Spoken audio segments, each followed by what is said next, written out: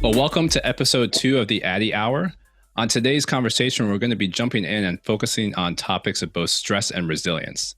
And again, we're going to have 2 different guests from different walks of life who are going to come in and talk about their unique perspectives and some of the overlapping perspectives as well. So with that, I'm really excited to introduce our 2 guests today. The first is NBA legend Allan Houston. And Allan is the Vice President of Player Leadership and Development for the New York Knicks.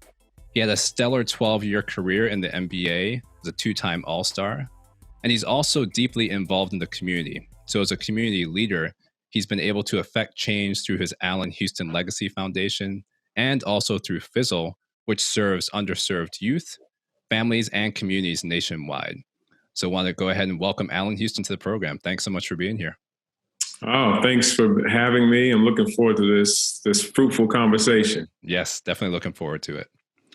I'm also thrilled to introduce our second guest, Yale professor, Dr. Rajita Sinha. Dr. Sinha is the Foundation's Fund Professor of Psychiatry and of Neuroscience and of Child Study at the Yale School of Medicine. She's the founding director of the Yale Stress Center.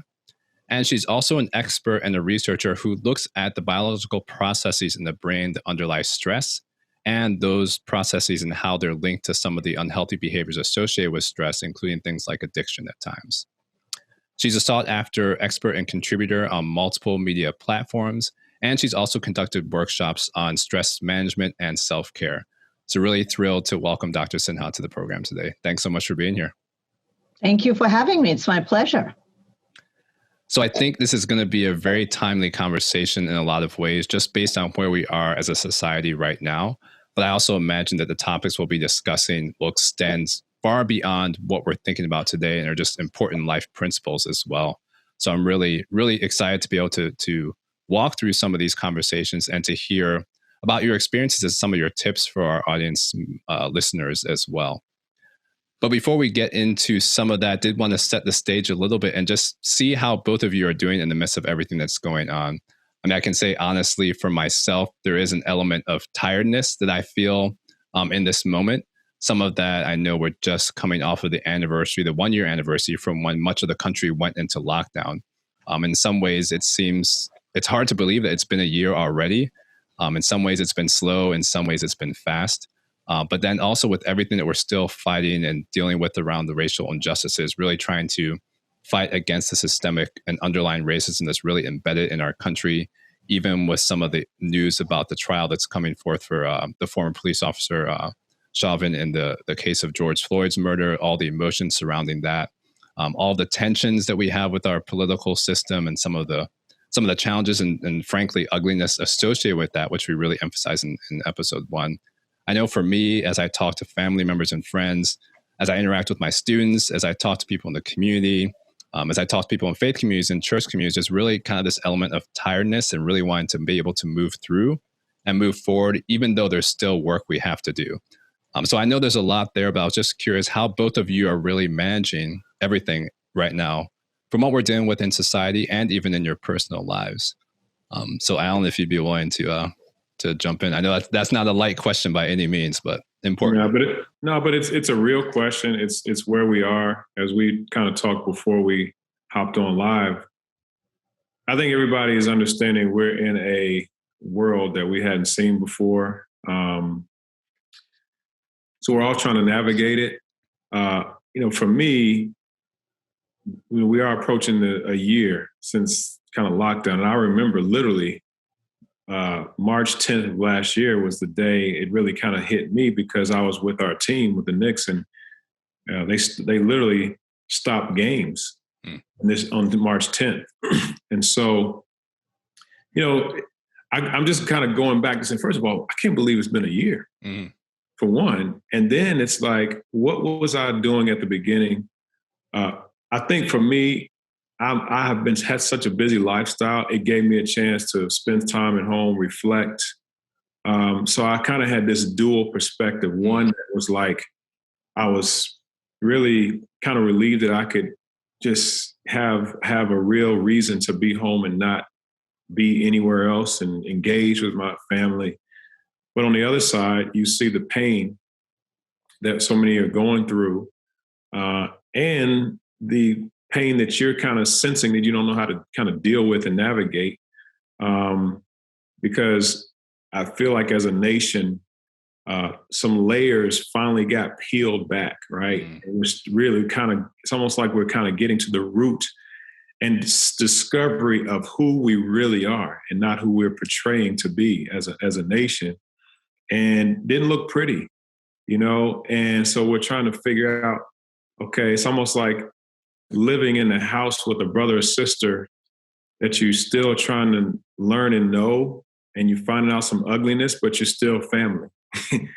So how do we navigate that and push through it, deal with the ups and downs, which I love this conversation of stress and resilience, because it's not just the physical tiredness, it's the emotional. It's knowing that I have to endure this, and I just have to. So on one side, it's like, I know I have to keep pushing. I have no choice. But on the other side, it's like, why do we have to keep going over this again? And so I call myself an eternal optimist, but I just have always felt like, my perspective is eternity. I know God that has an ultimate plan and a destination. So I try to keep that in mind and try to work myself back. But when you get to, where you are, it's a struggle, right? It's a fight because not everybody has the best intentions and different experiences. So it's always a challenge. But at the end of the day, I just try to remind myself of why I'm here, and that's not always to be comfortable, but it's to make a difference. Yeah. Yeah. That higher purpose in a lot of ways. And so many, the part that one of the things that really resonated with me is just the idea of, in a sense, like it was a blessing in disguise to be able to have to deal with these things, but that doesn't make it easy by any means. Yeah. Like you said, it's things that were already there that we have to address head on, but there's almost no escape because there is always a way to escape, but when it's right there in front of your face, these are the realities. Then we but I think the thing about escaping, like it seems like this conversation is about escaping, is not really escaping. Right? Escaping is not really dealing with it. So you're not really escaping. Very true. Yeah. Yeah. I think sometimes people think they are, and it still comes back, like you said. Rajida, what about you in this moment? A lot of what Allan was saying, I was resonating with. I can't believe it's been a year. It feels like it's gone by, and it's both fast and slow at the same time. There were aspects that I appreciated, having moments to think about things without feeling rushed, cutting out all travel, which was a blessing. But it also really uncovered a lot of who we are, challenged us in ways we didn't know, how we would react as both as a community, as a nation, but, just in myself too, we were challenged in different ways. And so I think it's been hard from that perspective. You have to relearn some things of how to do, how to function in a very restrictive environment. Your social network is not there for you in a way, in the same way. So you sort of have to find a new way of sort of connecting with people. And that's a more conscientious way of putting oneself out, which you can't take things for granted. And then from a work perspective, it got very stressed because there was lots of sort of restrictions, and there were worries about how would we get things done that we have to get things that, get done. And then taking care of the people around me, my family, personally, it was hard for family members who one couldn't see, who were ill and sick, so there's that whole dimension of it as well. But, it's been tough for so much more tough for other people who have lost loved ones. I had illness in the family, but not actually lost somebody. And so that, I feel a level of gratitude for what, what I could sort of manage, and even though one was challenged in different ways. Yeah. In several ways, it sounds like you're talking about just the mixture of emotions that come to the loss, and then some of the resilience in the midst of the stress. And I really like how you brought out the learning piece as well, because I think that's been key in a lot of ways. And some of that has just been having a willingness to learn, I would say too. Yeah. And with learning, there are always mistakes. I mean, I'm sure, Allan, you could talk about that from a sports standpoint, Rajida from a life standpoint, but really being willing to learn and have those mistakes happen. I know for me with my students, a lot of it has been talking about basically resetting goals, saying, okay, these are the goals I have in mind. This is a pandemic. I can't actually meet those goals. I need to kind of reset and set new goals. And then I still can't meet those goals, so I reset. So, I mean, it's really a cyclical, iterative process, and not being so hard on ourselves that we don't give ourselves that room to learn. Because as you both mentioned, this is completely new for all of us. I mean, unless any of us were alive 100 years ago, we haven't experienced this before. Right. So there's no template for how to go through it. But we do have principles which we can apply as well. And so I think that's going to be a really rich part of this conversation as well. And so, I mean, I know you both already have had passion about these aspects of stress and resilience. And so anything you'd like to share just in terms of how you've applied that passion over the last year in this pandemic, and how are there things that you've had to shift even in the framework for how you've approached some of these things? Yeah. No, I think, the challenge really got you to think about, one's own sort of sanity first, obviously at your own personal level, and acceptance of what we don't know. Because I remember having this conversation with colleagues about whether this is an acute trauma that we're facing. And I just said, I was on the other side of it and felt and continue to feel that it wasn't an acute trauma like you have a disaster, a hurricane. And of course you deal with the consequences of the hurricane, but the hurricane leaves. This is chronic, relentless, and not knowing, at least back in March and April and May, and through the fall, not knowing when it would end, if it would end in a way that would be even at all salvageable as we come out of it. And then all other layers, which I know, Nia, you referred to in your first episode, and we may talk about it, but there were other things that got, the onion sort of pulled back, as Allan, you were referring to, who we are in different ways, and challenging that also came about. So I think just for me personally, there was a lot of acceptance and focusing and staying with the acceptance and staying with the multiple emotions that come up. I appreciated having time to exercise more, for example, to have control over your schedule in a way that you could do those. So there were some nuggets of good, I suppose, in one's own sort of existence, but it came with a lot of these other mixtures. So yeah. I'm curious about one piece you brought up too before you pivot back to Allan, but just this idea of it not being an acute stressor, but something that was much more chronic. How do our brains respond to that? And what's the impact on that, on us as individuals? Like, how should we be thinking about the nature of the stressor itself and how we approach things? Yeah, it's a great question. And it really gets to the heart of sort of what is stress and how do we conceptualize it and then study it and then deal with it. Acute stressors are things that have a beginning and an end, very discrete, and they challenge us, and it can be controllable or uncontrollable, of course, and uncontrollable really challenge us in ways that can probe and risk for very quick action to save us and that kind of thing. But then there's a recovery from it. And there is a coming down of our physiologic as well as our mental processes, sort of, whether it's relief, whether it's sort of a sense of accomplishment, whether it's learning, as you pointed to, learning is a big part of it, adapting to the situation, sort of putting it together to know it, like, I'm not going to do that again, or I'm not going to feel that, and sometimes making, growing from it, sort of making decisions like, I think we're going to do this differently the next time.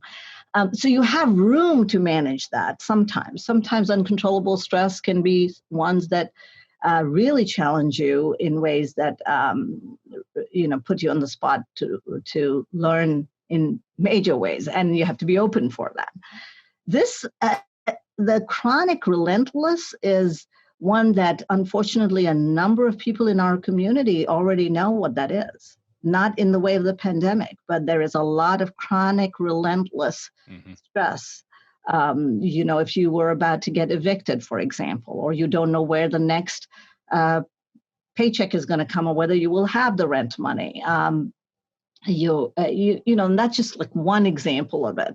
But this had those qualities. Your own person may not be okay. You might get affected by this illness, or somebody you love might be. You might lose someone who's already sick. There's just a lot of uncertainty in there. And like I said, there wasn't a clear message about how this was going to come, how we were going to come out of it. So any ways in which socially we could get to sort of gaining control, those things weren't happening in a very concise way. Some states were better than others, and we don't have to get into the social side of it, but just generally thinking about a stressor, it was a chronic, relentless, uncontrollable stress for a long time. Yeah, that's very, very true. And Allan, you hinted at this as well, but how have you been trying to address that both in your own life and in the communities that you're involved in? Mostly just doing this, just talking, just listening to people. I think anytime you go through something, I think traumatic, I think being in a support group, being able to express and listen, to connect with people who are going through something similar, that's what I found a lot of strength and recovery and just connection with. And, obviously technology allowed that to happen. You kind of get Zoom fatigue. But for the most part, I felt like as much energy that got drained from us, I felt like I got energy from certain conversations. Sometimes you get on prayer calls with people and, just talk. And even though like people are immobilized and they're sitting in the same physical situation or same physical place, you can kind of be moved, in a different way by having a conversation with someone, connecting with someone, just being there to listen to people. So I think that's one of the things that we've been doing with kind of our support groups, mentoring, leadership development, just really listening to a lot of young people, letting them voice their concerns, letting them voice what their aspirations, just getting their feedback on what's going on in their world and how they interpret and perceive things that are going on socially. Because I think a lot of people haven't felt like they had a voice and they hadn't been validated. So I think that was the primary way for me, kind of in a macro sense, to just deal with, the stress of everything, connecting with people, and within myself, doing the same thing, reflecting a lot, just thinking about what's most important in life, most important relationships, and just trying to keep it on that plane. Yeah, that's so important. I think there's the element of community that you brought up, just really giving people the space to stay engaged in community. And like you said, recentering too, just recentering in terms of the strength that we can build from community, and recentering spiritually, I think as well, strength that we can have from God in those moments as well. One piece that I was curious about from both of you, based on what you've just said, is just if you've seen specific strengths emerge that weren't necessarily as evident before as people have gone through this chronic stress. I think the positive or the strength of this, what happened is related to what Allan is saying, which is that it forced us to think about community in many ways. People have been busy in their life or doing the things that they need to do, or struggling and managing things, and haven't had a chance to take a step back or reflect. And this forced us to do that in tough situations, as well as in situations where you didn't know what to do. it allowed us to dig into that sense of sort of reaching out, supporting one another, using Zoom. You heard a lot of that, using Zoom or phones or whatever other technology, or just even connecting with your, church groups or whoever, even just the neighbors. Not that you were seeing them, but in the, watching them and then connecting, through some media modality. It really allowed you to sort of get into that connectivity issue that is so important for humans. We tend to be we are social animals, and it was really a good way to hone into that. But for a lot of people and a lot of young people, they really, connect, but they miss the other piece, the contact. And you hear that from them. And so actually a lot of reassurance and sort of teaching of patience, which is harder.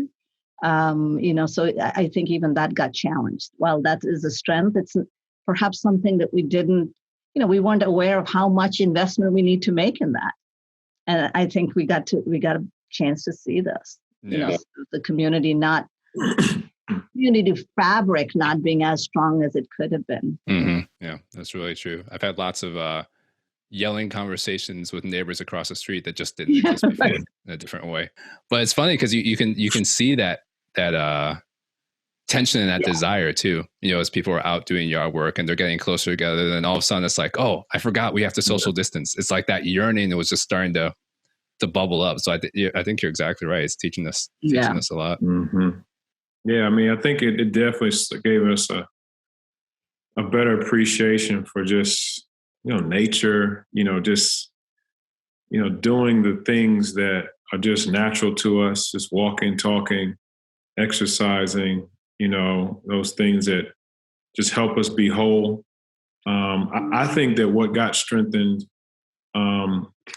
is I think Rajita kind of said it, is like just our ability to think and reflect, just our ability to think about things, to really think about them more deeply, right? And it gave us a little bit more of a self-awareness, like, again, that we didn't like, but we needed to know, right? Within ourselves or just other people.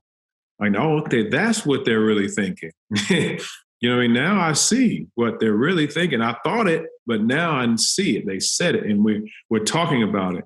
And we're being forced to talk about uncomfortable things and things that I didn't know were not okay to say. And so those things, I think, helped us in a lot of ways. Now we got to, apply it, and just continue to be mindful of those things. But yeah, I agree. I think those things, it did help, just the idea of thinking. And I think you made a great point too, as well, because I have 7 children. So I see the progression of an 8-year-old all the way up to a 21-year-old. And you realize that the older you are, the more you're okay with kind of dialogue and thinking and that type of engagement. With the younger you are, I just want some physical engagement.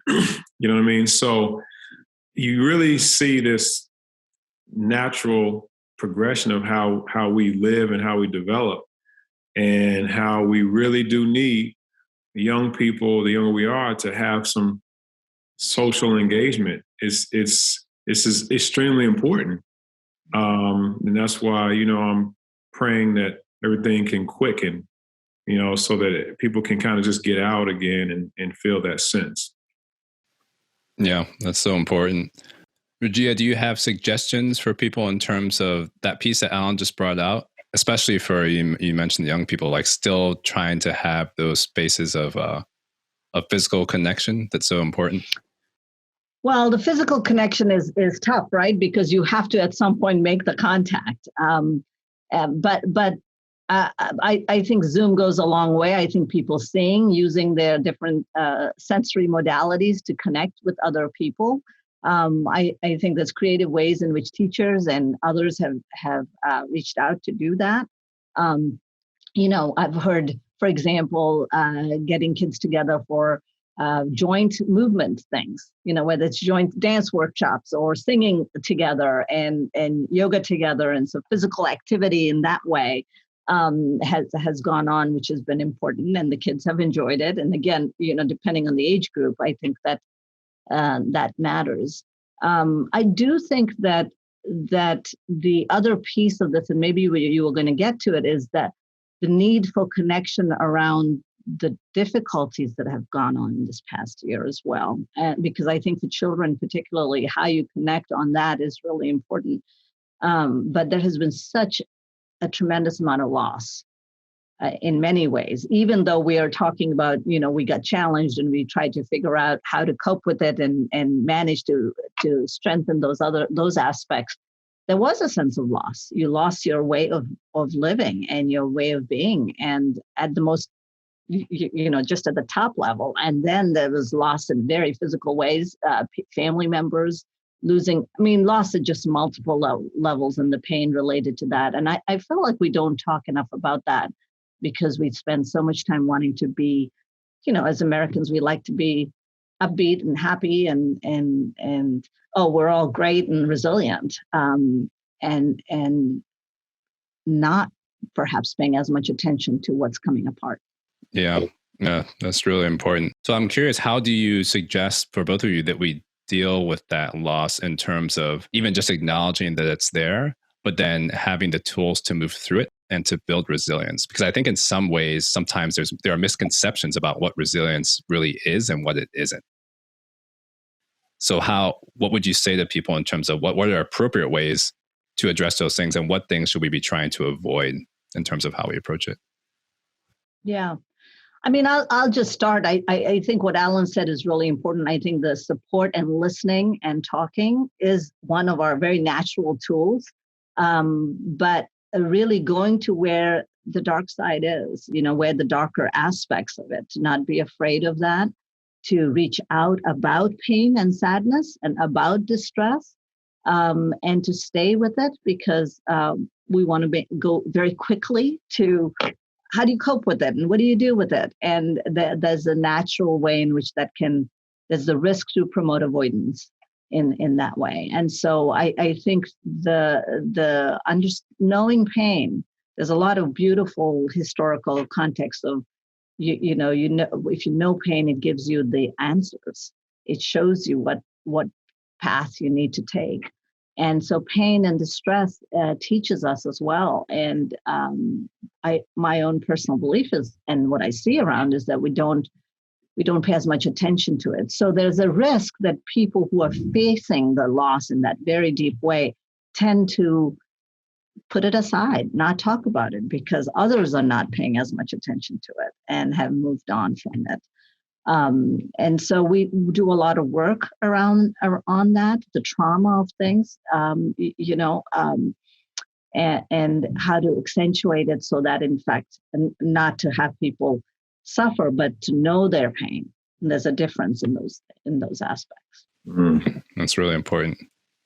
Yeah, that's really good. That blessed me, right there, because I'll be honest with you, I didn't really have a good answer, but, when, Dr. Rajita talked about embracing the pain in a way that that you can get through it, you can recover.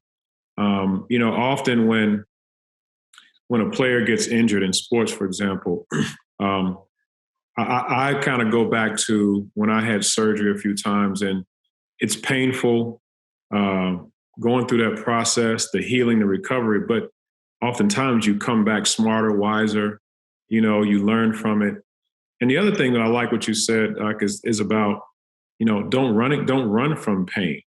It's almost like, we know a lot of people who, may have an injury or ailment, and you're like, I'm okay, I'm good. Well, that's one thing between being tough, but then another thing is being smart, right? And if you ignore that pain, which I think is given to us hey, there's something going on here, mm-hmm. It should be something you pay attention to. You don't dwell on it, sit in it, think about it, but you do something about it. You notice it, and then you recover. And when you do, you start to understand that this pain actually helped me, and I can always recover. I think that's the one thing that I always think about is, when a person gets injured in sports, you know that especially nowadays with the medical advancements, you're going to recover and you're going to be back playing again. So I think that's the thing that I look at is from an emotional standpoint is, I don't want to be paralyzed by anything. I want to know that I can overcome things as hard as they may be. Whether it's something that has happened in, your relationships, your marriage, family, things that may have happened. Like, you just have to think, okay, I'm going to get through it. I'm going to bounce back. And the pain is something that I'm going to navigate through. I often say to a lot of people too, like sometimes there's nothing to do but to go through it.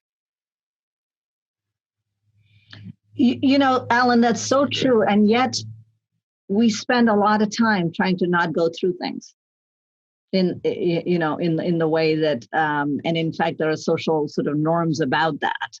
And it's unfortunate because there is, socially and culturally, we've had so much pain that has gone around, losing a son, losing both parents. I mean, if we just stop for a moment and think about what that is, how is the person who is feeling that experiencing it? We might start to connect with each other. We might go back to that built-in coping that we have, which has to do with connection, in a way that we start to understand each other differently. You made me think of something too, and I appreciate this, that sometimes the pain, we place the pain in the wrong, I shouldn't say in the wrong place, but like when something happens to us, let's just say a family member, God forbid, gets killed, or, a lot of our young people, there's violence. And so we know that we're going to get through it, but we hold on to we keep holding on to why it happened, right? We hold on to the person that made that decision to take a life, and it's almost like we give them the license to keep us in pain, right? And that's hard. I know it's tough, but the pain, if we dwell on why it happened, who made it happen, that becomes unhealthy in itself. And I think that's where I think faith comes in, is right. Look, we have to learn to not dwell on why it happened, who made it happen, but the fact that we can get through it. And how do we get through it? Stay with that. Right. No, that's important. I agree with you. And unfortunately, because we are so wired to sort of say, well, we're going to be, I can't look weak in facing this. That is another big social construct out there. And you take it in your stride. And if you don't, then you are somehow not you're lesser than. We have a lot of things out there that get people out of pain, perhaps in the moment, or they think they get them out of pain, and it just creates more difficulties later on. And so that's made things complicated. Yeah, so well said. That ties back even to what, Allan, I know you mentioned in the beginning about the escape and whether that's really escape or not. So I think, Rajida, you're bringing that up as well. Just to even bring it home a little bit more practically for a lot of what we're going to be going through, I think, in the months ahead.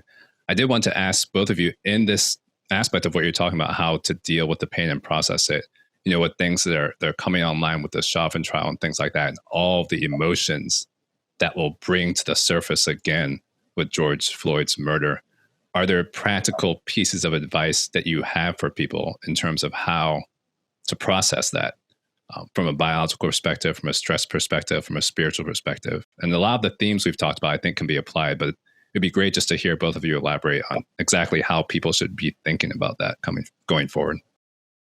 Yeah, I'll say two things come to mind. The first is, I think, in a parallel way, George Floyd's, heinous murder was May 25th. It was early in early in this whole COVID piece, and a lot of what has gone on during COVID, unfortunately, the way people have been dealing with suffering and pain has been, we've seen increases in alcohol use, increases in other kinds of behaviors that, pain use, use of pain prescription pills and other things. And a lot of that is just people trying to cope and figure out what to do, right? And so here we are again in this moment where some things are going to come out. A lot of things are going to come out. You're going to also get reminded, flashbacks of not just the episode and what happened after that, but everything else that got uncovered, ugliness or not so ugly things that got said, really not connecting with each other as a community, evidence of that. And yet in other ways, as a community, people did rise up and say, no, we're not going to take that. There was evidence that was put in people's faces that you had to face that. I think really you start by noticing what is coming up for you. You start by really becoming aware of your pain and the emotions that are coming up and what else it reminds you of, and sitting with it and communicating that to others, connecting with others, building more community around it, I think can be very important at this time. And really then sort of taking that on and saying, where do what do we want this to lead to? Because that, as part of sort of facing things, we don't give this as much attention, but we as humans really want agency. And so giving agency in a way that is adaptive and, solves some things or begins to help us get through it, as Allan says, what is going to help us get through it? That'll come up if we go ahead and process it and stay with it. That's excellent. Excellent. I personally don't have a whole lot of high expectations, honestly, for the trial. I think I'm trying to avoid being too consumed with it. I want to be aware of it. I want to be aware of what happens and how it affects people. And again, let it continue to spark dialogue, healthy dialogue and understanding. This whole thing has put us on a really constant search for real truth, right? Because I feel like in society with people, I don't even think people know what to even trust anymore, And so I think you just got to keep searching for truth, right? And in the Bible talks about, when Pontius Pilate asked Jesus, what is truth? What is it? It's a difference between information and facts and truth. So like in this case like this, whether it's Chauvin or whatever, I think you just got to look at real motive, real intent of the heart.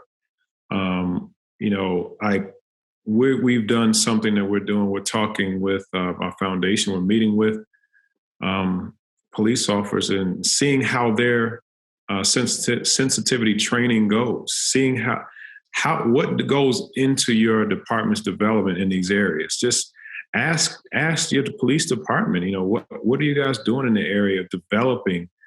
What kind of training is going in so you can kind of learn? I think as community leaders, we should be aware of our local law enforcement's practices to train officers. And so we can just keep drawing those connections. So, as Rajita said, what do we want to look moving forward? We have to develop more trust between young people, law enforcement, authority. And I'll just kind of end with this thought. My friend is writing a book. And he's done a lot of youth development work. And his book is called Why Youth Don't Give a Damn Anymore. That's the name of his book. And first I'm like, well, why do you want to name that? But at the end of the day, young people are looking for models. They're looking for people to really model what they expect. And if we don't give them that, then how can we expect them to show us respect and show respect for authority? So I think it kind of went off a little bit, but I think I look at the whole trial. We're going to look at so many cracks, in this case. But at the end of the day, like my grandfather used to tell me, like, right from wrong. to make sure you're doing right and make sure you're holding other people accountable in your circle, for doing the same. That's so good. And one theme that seems to jump out to me from what you both said is just a theme of understanding, both in terms of understanding ourselves when we feel whatever emotions rising up in response to things, and then understanding others and really building those community bridges as well. I think it's going to be really important. But the one last question I had for both of you, just with everything that we've talked through, that's been so important. And I think it's important and great that we're diving into these tough issues, because a lot of times these things kind of get left under the surface, as you both mentioned. But I'd also love to hear what gives you hope in this moment for really being able to think forward and think ahead. For me, my faith. God. I just have always relied on it in my relationship. It's seen me through in the past. And I think that's, it's like in basketball, right? You lose a game, you miss a shot, something happens, you get hurt. You go back again, you get another opportunity, and you believe that you're going to make the next shot. You believe that all the work you put in and all the preparation you've put in is going to prepare you for the next time. And, I believe that there's only one loss in a season. That's the last one. Every other one is just a learning experience, right? The one loss is the one that ends your season, right? So, I kind of look at, I believe that my ultimate coach is God, and he's going to continue to put me in the best situations. Not every situation is going to be comfortable, may not lose, might not win every game, but it's always developing me, growing me, advancing me. And I'll just start with that perspective. And I think what it helps me do is we've talked a lot about pushing through, right? We talked a lot about stress and recovery, right? The energy that goes up, and then the recovery that you need to kind of come back quickly. So what gives me hope is that I use my faith to see the other side of it, right? To see the other side of what's about to happen. I think that's how I define faith. You believe in something that's going to happen that hadn't happened yet. You don't see yet in front of you. And so I think that's what gives me hope. I think when I think about relationships, I think deep down people think they want to have a connection. They want to have a deeper connection, and understand themselves, but they haven't learned. They haven't been in a situation or an environment that's allowed them to do it. So a lot of times we get caught in, why is this person, mean and nasty and evil and all that? Well, you got to think about where their soil, where their roots are, where they've come from, what they've been through. Then you kind of think, okay, I think that's the way I kind of try to look at people, look at life. So I try to see the good side, see how I can, be the part of the solution and part of the other side of it. So like during this whole time, I kept thinking about vision. Like I kept thinking about use this time to really sharpen your vision. Since you can't go anywhere, you can't do much, use it to envision what you want to do when you can, and really train that side and that part of it. And that's kind of where I still have been thinking about. So doing that, when you start thinking about what's possible, what you can do, what you want to do, it helps a little bit more hope come in. Instead of looking at what's going on now, what happened, you kind of look forward. So I think that's kind of something that I've tried to make intentional. That's so good. And so many aspects of perspective too, which I know we've talked about in other situations before, but just that perspective on the big picture, that God-given perspective that this isn't the end, that there's more to come. And like you said, just perspective on learning where others are coming from too, what they've gone through, and having that perspective. Yeah. And I'm sorry, I just say this. I just believe too, I really believe that's a choice. A lot of people, you guys know more than me, there are some imbalances and constructs that people have internally with their genetic makeup and what's going on. But I do think that deep down, we have to look at it at our capacity as a choice. Like, we have a choice to look at it that way and believe that. And we have to use that choice. Yeah, I would add, I see Allan's perspective fully of what he's saying is so important. I think the hope for me is coming from the young people too. They're not happy. They are very upset with what is going on. Just generally, if one had to say, not everybody, of course, but they have forced us to engage in a way that I had not seen before, and that gives me hope. That they have basically, whether it is school shootings, whether it is violence that we're seeing, racial violence, whether it's, structural racism and, or microaggressions or, how COVID's response was, all of those pieces, how it's affecting them. They're voicing their pain, but they're also challenging us. And at a very basic level, and they're expecting more. And so I think there's hope in that, because they're really looking. They've gone approaching life and approaching what's happening in the world in a different way than when we were younger. But also, I think, forcing us to see their pain, which makes certainly motivates me to say, this is not okay. We've got to do better.